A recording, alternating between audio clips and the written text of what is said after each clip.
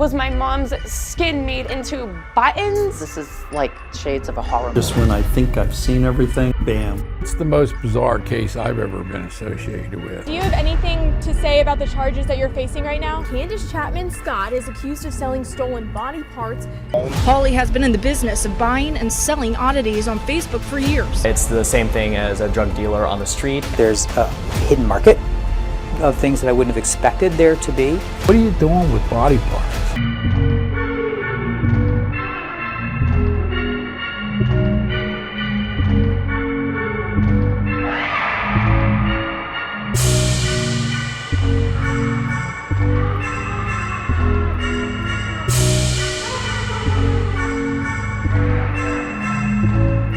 On January 26, 2022, in Arkansas, a mother's world collapsed in a hospital room.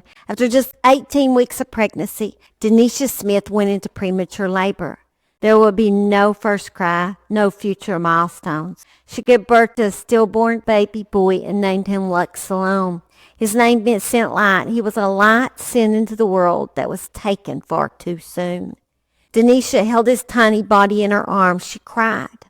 And in that moment, she experienced a pain so deep it defied language.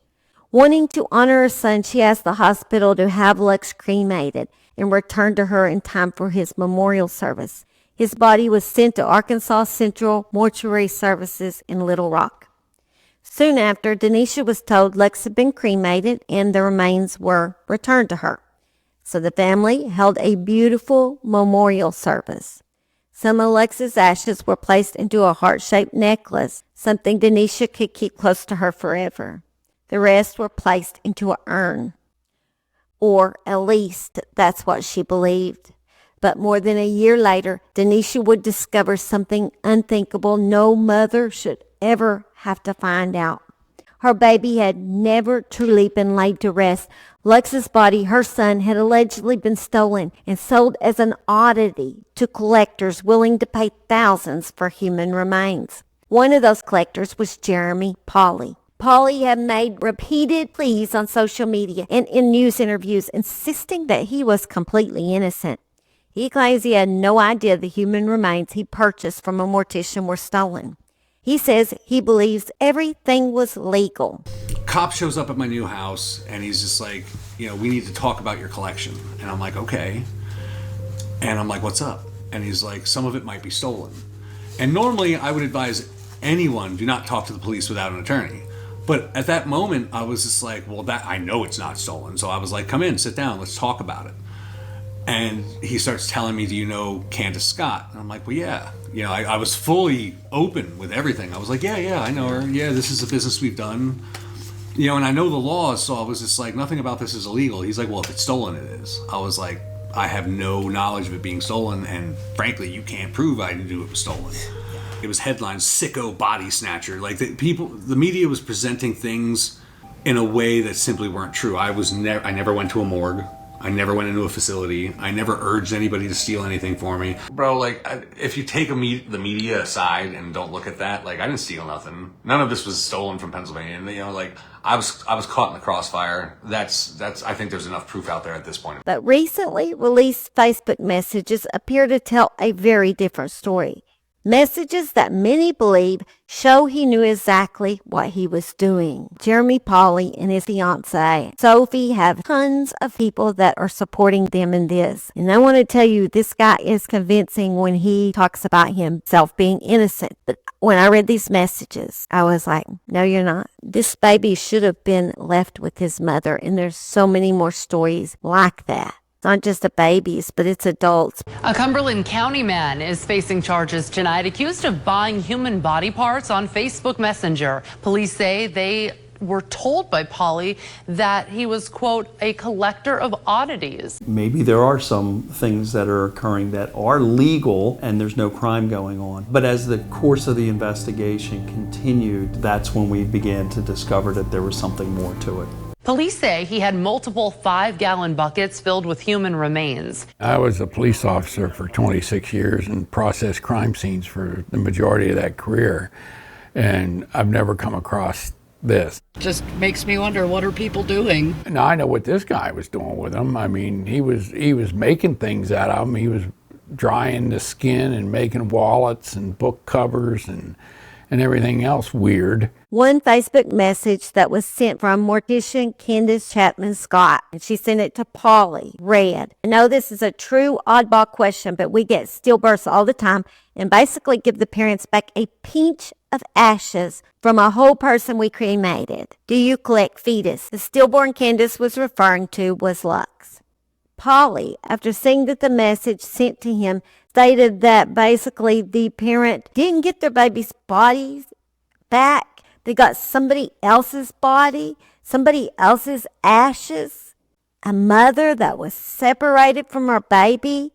And he says this, OMG, they are my favorite things in the world. I rarely will get rid of one. These are my babies. Most are special in some way, but I restore them and give them great homes. The last of this message from Candace reads, Our forever secret. How he says these are my babies just infuriated me. No, they're not. You stole babies and children and adults from their family, and that's wrong. And if you can defend this guy after hearing all these messages, you need to reevaluate yourself. Because as you can see, they have tons of defenders. People who say he's being framed, people who say he didn't know, people who say, and like he says, I was just a third-party buyer. I never bought from Harvard. I never was at Harvard. I never knew Cedric Lodge. I never met him. I didn't know he existed. So anything with Harvard, I was a third-party buyer. Mm-hmm. And somehow I just became the face of Harvard. In this episode, we will be digging deeper into those Facebook messages because this isn't just about collectors or legality. It's about a horrified mother and a baby who was never supposed to be for sale. It is about many deceased bodies that were cut up and sold as parts. And those parts are now being referred to as oddities. Because when you call someone an oddity, I guess it just becomes easier to forget that they were ever a person at all. Hello, my name is Holly, and I'd like to invite you inside the murder she shipped, but I'm not going to because it's too freaking cold out there. So we decided we were going to have this inside our house today instead of going to the she shed because the heater is not good out there. And we have so far about 4 inches of snow on the ground, expecting 5 to 7 more. And we're just staying cozy inside the house. So I hope you'll come in, stay cozy with us, like, comment, subscribe, notification bell, because sometimes a girl like me, just a southern girl, gets lost in this big YouTube world. On my last video, we talked about grave robber Jonathan Gerlach. And if you didn't watch that one and you hadn't seen the footage of his basement and storage locker, oh gee. It's full of deceased bodies he stole from graveyards. Then you need to go back and watch that one because in a bizarre way, that one's connected to this case. Jeremy Pauley just went to prison for conspiracy to commit mail fraud in interstate transportation of stolen human remains. Pauley pleaded guilty to his role in a nationwide network of individuals who bought and sold human remains that were stolen from Harvard Medical School and also the Arkansas Mortuary, which mostly we're going to be talking about the Arkansas Mortuary today. I do have a video I did about 2 years ago in the past that talks about the Harvard scandal. The audio's not the best on it because I'm never a great person when it comes to audio. I'm doing my best, but I'm just not tech savvy. But if you want to go back and watch that video, I am going to link it in the comments. Anyway, Pauley is now serving 72 months in prison. He has expressed the belief that his shocking appearance made him an easy target for the media and caused him to become the face of the criminal ring, arguing that it made it difficult for him to receive a fair, unbiased trial. And there's no denying that his appearance made him the picture most used and connected to this crime. And I want to tell you one thing. I'm a person that doesn't judge by outward appearance. That's something I really try not to do. And I try to listen to everybody's opinions and love people for who they are. And I'm going to tell you, I tried to listen to what he had to say. But when I saw these Facebook messages, even though as convincing as he sounded, I was like, I can no longer say he's innocent. And it's not because the way he looks. I'm not judging him at all. He's just using that. I'm sorry. He's using that to make it like people are discriminating against him. And I don't believe in all cut. That's definitely not true after I heard these messages. I'm just going to say. As you'll see, over 60% of Pauley's body is covered in tattoos. I have tattoos too. Nothing wrong with that. Including half of his face and one eye. He has stretched earlobes, facial piercings, and metal dermal spikes piercing out of his head. Pauley has a 9th grade education and claims he had an unstable and abusive childhood. According to Pauley, he grew up feeling like an outsider, someone who didn't fit neatly into social norms. From a young age, Pauley gravitated toward darker subcultures and unconventional interests. He began his oddity collecting out of curiosity. And one day when he seen a hand inside of a jar, he just became fascinated with it. And eventually it became an obsession. Jeremy Pauley is loved in the oddities world. And when he speaks about his innocence, like I said, you want to believe what he's saying because it sounds so convincing. Jeremy became known to the FBI because of a woman. And just like in the biblical story about Adam and Eve, the woman is blamed and the man proclaims innocence, when in reality, they were both guilty. This all started when Jeremy and his then wife, Sarah Pauley, separated, and she tipped off officers about a sale on Facebook Marketplace involving possible human remains. The buyer was her husband, Jeremy Pauley. The Facebook messages revealed Pauley was trying to buy remains from an Arkansas mortician, Candace Chapman Scott. They included half of a head, a whole head minus the skull cap, brains with the skull cap, a heart, a liver, a lung, kidneys, some hands, a female pelvis, and a piece of skin with a nipple. People like weird things, I suppose. Authorities stopped the packages that were being sent in the mail. Then less than a month later, after Jeremy had already moved out of their home, Sarah reported finding 3 buckets of remains in their basement. That triggered a raid by the police and also from the forensics and coroner's office. There, after they went to his home, they found a heart, a kidney, a spleen, some fat, a skull with hair, a trachea, and a child's mandible with teeth, plus 2 livers, 2 brains, 2 lungs, and 6 pieces of skin stuck to fat, all placed carelessly inside 5-gallon buckets. Sarah said she found them like that, and Jeremy argues his wife placed them like that out of revenge. Jeremy claims the human remains were taken out of his Memento Mori museum and placed inside the buckets for shock value. Think if I seen all these things I showed you in your house, I'm thinking you're a nut. You're a serial killer nut. And they wouldn't have to be in buckets for me to think that. Okay? And you wouldn't have to look like the most tattooed, earringed person in the world. You could look like, what's that nun? What's that nun? Mother Teresa.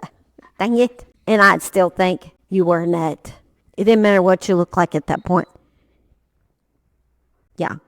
You got skin with nipples laying in your house. You're a nut. So USPS tracking numbers allegedly proved that these remains were shipped to the home during a period that Jeremy was not allowed on the premises. The reason Jeremy was not allowed on the premises is because after the divorce, Sarah took out a PFA on him, claiming years of physical, mental, and emotional abuse, including a recording that she made of Pauley threatening to chop her up into pieces if she left him. And he's quite capable of it. The way he chops all this stuff up, I think I would be scared too. Although he denies this ever occurred, allegedly she has this recording proving that he said these things. Pauley claims that Sarah hid some human remains from the FBI and later sold them.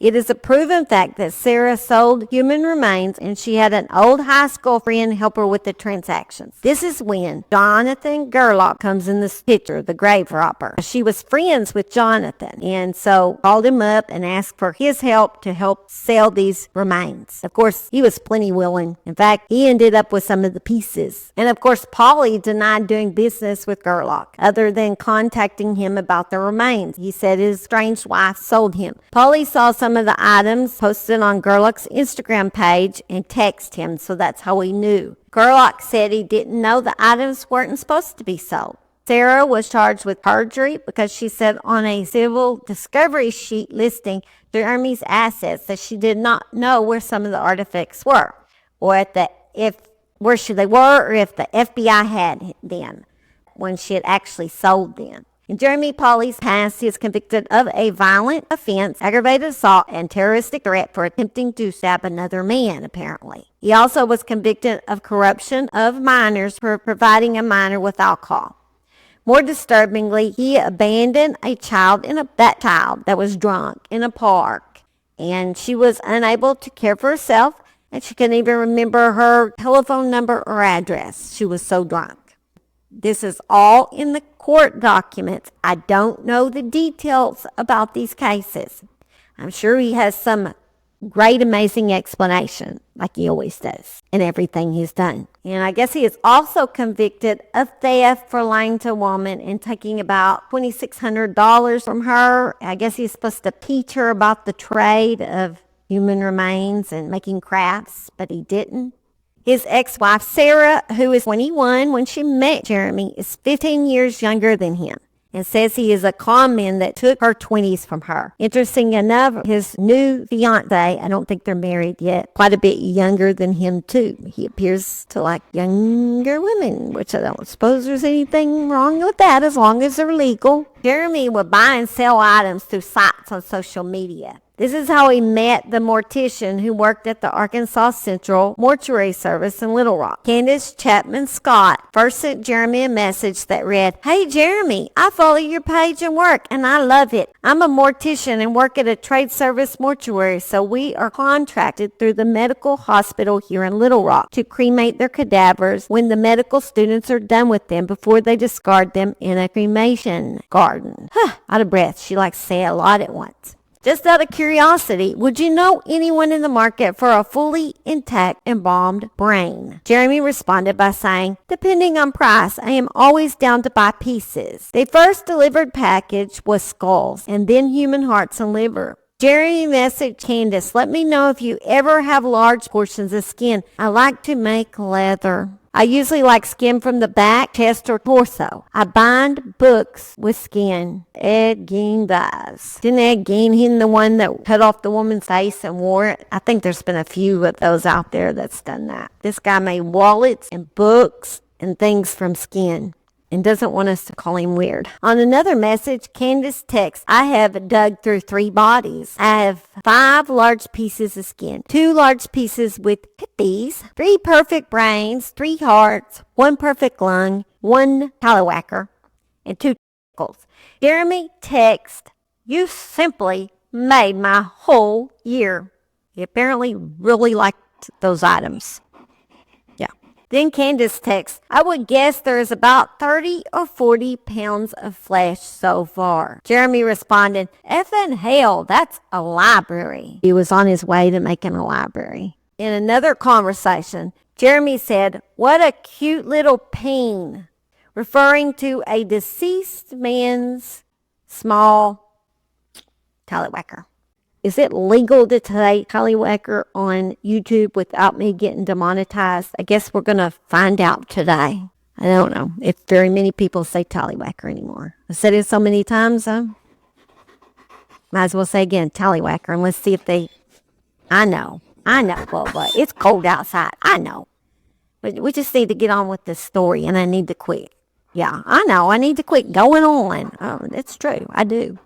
All right, we're going to finish this story, okay? Then Candace says, "Adorable, flaccid, and uncircumcised. How does 2K sound?" Jeremy responded, "Done. As soon as I recoup funds, I will be ready to buy again. So if anything else comes down the pipeline, I will buy it." Candace texts, "You are my only under-the-table buyer, so you got it. You are my only under-table buyer." That sounds super bad. I don't think cops liked that when they read that. A message Jeremy sent on 12/9/2021. "Will I be receiving any more packages in the near future?" Candace said, "I am unsure the embalmer in charge of the cadavers at UAM's College of Medicine works for us on the weekends, so I would just casually ask her if she had any more cadavers coming my way." Jeremy said, "That's beautiful, LOL. Candace responds, we have to be discreet. Jeremy sent back, absolutely, LOL. 12:10, Candace sent a picture of all the packages that were being sent to Jeremy. Candace texts, I brought them to a post office 76 miles away when I brought a body. I'm going to mail them in increments because I am paranoid. Jeremy said, LOL, all good, can't be too careful. Totally innocent. Seems like. I'm naive, but I'm not that naive that I'm not believing what I'm reading. Candace then texts, all I could think about was the effing arm in a box by itself. Candace texts on 12:14, happy dance, received more cadavers today, and luckily it is the only co-worker who knows I collect specimens that works today, and I work tomorrow. Worked out nicely. Jeremy responded, effing sweet, I need to make some extra loot quick. Money, it's all about that money. This is when Candace asks if he collects fetus. And when Jeremy responds, they are my favorite things in the whole world. Candace texts, I'll send you examples of what we get. Literally, they're like little jello modes, so they aren't much in anything. But we do get them by the batches from the hospital. Pauley texts, definitely will take a look. Anything fetal or infant is my personal favorite in collecting. I find them so serene and peaceful. What little time they had peace, which we all spend our lives after birth trying to find. They are beautiful to me. They did have peace until he got a hold of them. When they were with their mama, they were at their most peace, I would say. At this point, Candace sends pictures of the fetal specimen. Jeremy says, OMG, so precious, would have to preserve them as they would come raw, I'm assuming. Candace texts, I can always wrap them in formaldehyde, cotton, or alcohol before sending. Pauley texts, that would be fine. I think I'd pay extra to overnight these just to ensure I can get them injected and in formula in time. But other than that, we'll always take all of them and give them new life in my own way. Candace said, our forever secret. During this conversation, Jeremy Pauley sent a picture of his collection, which was 12 fetus in a jar on a shelf. In his conversation with Candace about the bodies of the dead babies, Jeremy dismissed entirely the wishes of parents and families, saying, I hate to know these precious little ones get incinerated. They will be permanent fixtures that will be passed down with the rest of my prized possessions. They're possessions to him. One package leaked while being delivered through the mail, and apparently the mail employees ended up repacking it. Can you imagine? Jeremy texts, I was floored when I saw it. Candace replied, I'm going to be floored if cops don't come knocking on my door soon. 12:24, Candace texts, so I have a baby they were going to cremate. I will send a picture when I get off work. Too many eyes in here right now. Not weird at all. The pic was sent later in the day. Beautiful, Jeremy responded. I'm going to make you one. Make her a fetal baby in a jar, apparently. Going to take one of these babies she stole from a parent and make her that stolen baby in a jar. Candace says, that is so kind of you. Jeremy responded, one hand washes the other. And then the picture was sent of a baby in embalming fluid. Candace responded back, he looks amazing. His little nose, what a difference. But you know, I am thinking I might want a brain slice instead. She didn't want one of her stolen babies, apparently. Maybe she felt a small pinch of guilt. Maybe. Nah, probably not. Then on February 20th, 2021, she said, I will send you a picture of that other baby tomorrow. He is in the cooler because we were waiting on fetal death paperwork. Candace added, he has the cutest little nose. What's up with her noses? 2 days later, Candace sent another message, so they decided to direct bury that baby, she said. Thank God for those parents. They don't know, but they made an extremely good decision because they were not going to get their baby back after the baby was cremated. The ashes would not have been their actual baby. So they are blessed that they didn't send this baby for Candace to work on. Candace already had another baby in the works. It was a full-term baby that lived 1 month before it died. However, the baby's face nor private areas were completely developed. A very interesting baby, she texts. Jeremy responded, OMG, this made my night. Candace texts, I'm going to try my best to snag him. We just moved into a new building, and it went from 600 square feet to an effing warehouse, so I will have to be careful. Jeremy, just let me know. I'm all about it. Well, that makes spring semester difficult. That's when they got all the cadavers in from the school, and he just wanted to know if he's going to be able to get his stolen cadavers back from the school. Candace texts, I don't think so because the prep room and the cooler are connected in their own room, and that's where we keep all the bodies until it's time to cremate. There's a whole lot more places for me to hide something. Jeremy sent a thumbs up. Candace added, in a back door I could sneak out with shit and they won't see me.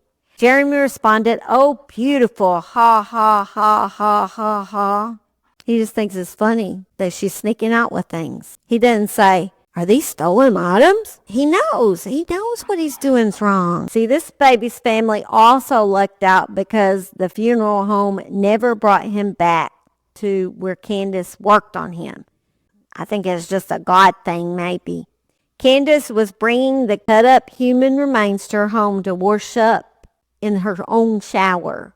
And then she packed them and sent them off to Jeremy, or I don't know if she had other buyers or just him. When her house was raided, had body parts laying out everywhere. Can you imagine coming over to her house and then going into her bathroom to use the toilet and seeing maybe like a cut off arm or a skin with nipple laying there, just laying in the shower? I might not have to use the toilet after that because it might scare it right out of me.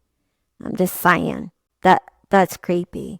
But I can't imagine like making crafts out of a person, an ashtray, and just living in that, thinking I'm not going to be haunted or something bad's not going to happen to me. I'm going to be cursed or something from messing with these bodies. And it's still giving off Ed Gein vibes in so many ways. Is there that many Ed Geins out there that I didn't know about? I mean, I knew some of you were crazy, but yeah, y'all just freaking weird, I guess. Freaking weird out there. This is a picture of human skin wallets that Jeremy made from some of those stolen remains. After listening to these transcripts, how could anyone still feel like Jeremy didn't know these were stolen remains? Baby Lux was sold by Candace to Jeremy for $300. The little baby's body was taken from its mom and sold for just $300. Jeremy preserved the baby's remains and he didn't keep this baby. He then traded baby Lux plus $1,500 to a man named Matthew Lampe from Minnesota. And he traded that baby for 5 human skulls. He says, my babies are so precious, but they're not. He sold him straight off to make some moolah, and I believe this is all about the moolah. Matthew Lampe was a tattooist who owned a place called Get to the Point Tattoo Studio in White Bear Lake, Minnesota. Jeremy was also, like I said, involved in the Harvard body part scandal, and I made that video, and it's in the links if you want to go back and watch that video. 11th, 2023, the FBI raided Knott's house, finding spinal cords, femurs, hip bones, and skulls used as decoration around furniture. One wrapped in a headscarf, and another on the bed where Knott slept.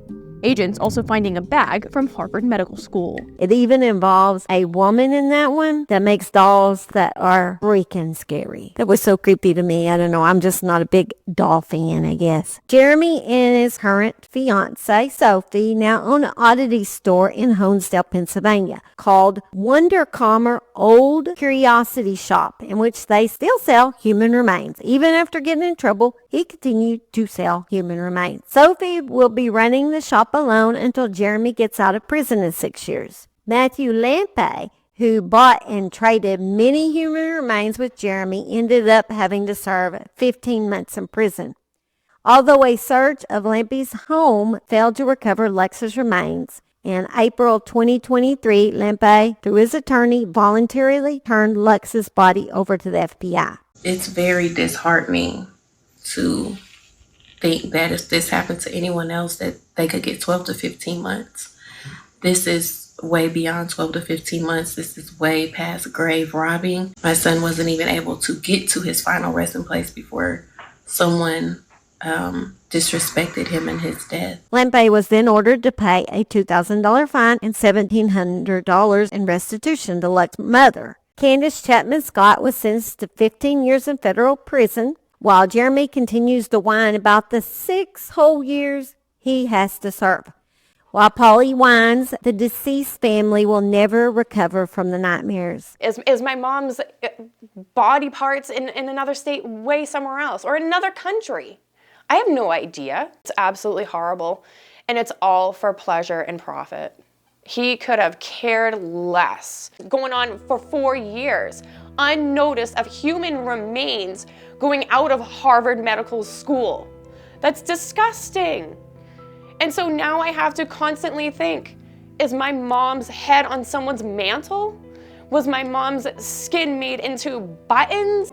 I kept the ashes. I didn't bury her because I needed her with me. I pray to God that some of it could possibly be her. But the problem is that I'll never know. She was my everything, my absolute everything, and I couldn't protect her. And I hope that another family doesn't go through this pain ever again. It's horrible. My mom didn't deserve this. One woman, as you see, testified that the unknowing reality of what exactly happened to her mother has caused her to have PTSD, nightmares, and panic attacks. He wanted his ashes intact so that they could commingled with my mother so that they could go together. So we tried to honor that, but we feel really bad that we might not have been able to, and it's nothing we did. You know, it's something that happened that we had no control over, and keeping his wish was taken away from us. Literally sentenced us to a lifetime of uncertainty, of never knowing. This can't happen to somebody else. It can't. You know, this never should have happened to begin with. So, in all honesty, we need to make sure it never does happen to anybody else again. But to me, all the babies whose remains were stolen is the most heartbreaking of all. Lex's mother, Denisha, said during Jeremy's sentencing, "What about the continuous nights that I have to think about not only my child being sent through the mail like an Amazon package, but who all touched him as a victim when I was a child?" That upset me because to me that baby was violated. He also says we had a beautiful memorial for him and he wasn't even there. This is something that we will never, ever get over. Every time his birthday comes around, it's bad enough we lost him. But then to have the bandages ripped off the scars is just disgusting. Denisha has since petitioned the Arkansas legislature to specifically criminalize the sale of human remains. The legislation is now known as Lux's Law. Jeremy Pauley continues to frame himself as a third-party buyer, caught up in something larger than himself, while serving a 6-year sentence he believes is undeserved. But the record tells a different story. His own words preserved in Facebook messages strip away any claim of ignorance. This is not accidental, naive, or misunderstood behavior. It was informed participation. Pauley may feel that his appearance was what made him the face of the scandal, but it wasn't. It was his cruel actions. Like I said, I listened to his interviews with an open mind, willing to consider his versions of events. That willingness ended where the evidence began. The messages reveal awareness, intent, and a money-making opportunity. This case does not hinge on sympathy or self-pity. It hinges on actions and accountability. The sentence reflects not just what was done, but what was knowingly chosen. With that, the matter is settled. The record stands. The responsibility is his. The case is closed, at least in my book. Although I'm sure many will disagree with me. And well, you have a right to your opinion. We are for innocent animals, babies, and children. Always. No matter what. Dead or alive. We're there for them. Hope you'll come back and visit us at the Murder She Shed. We love you and we thank you for everything. And I'm going to add a little piece on the end where Simon gets to go out for 5 minutes and run around with the four-wheeler. His favorite thing to do. I told you. He loves that. And so I can't keep him out very long because his feet get too cold, but we're going to go give it a try. All right. Love y'all. Bye. You're watching the wrong show. Simon, you're showing. Sorry. Simon.